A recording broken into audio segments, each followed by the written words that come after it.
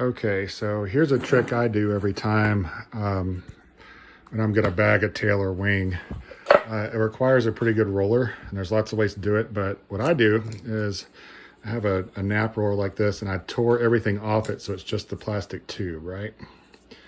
And I want a fresh foam roller every time that won't absorb any epoxy. This saves a lot on wasted epoxy that normally would get soaked up in a foam or any other kind of roller.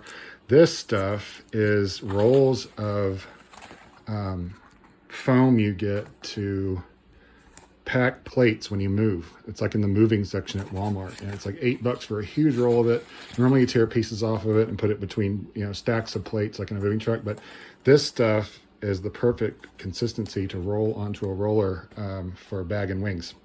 So what I do is I like to be able to change this out every time because it's just a few cents worth of material. So the first thing I do is I rack some packing tape around the blank plastic tube.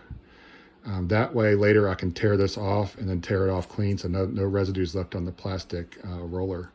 And then I use my transfer tape, same stuff I do the leading edges with on parts. And I stick 2 strips of transfer tape down onto this and cut a rectangle out and then stick that to the roller. Just about 2 rolls does it.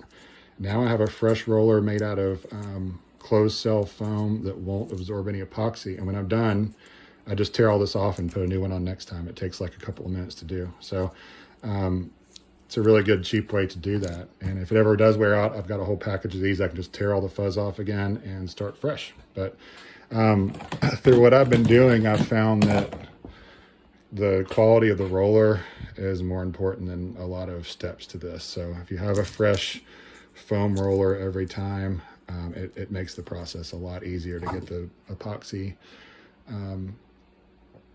evenly and distributed over your Mylars.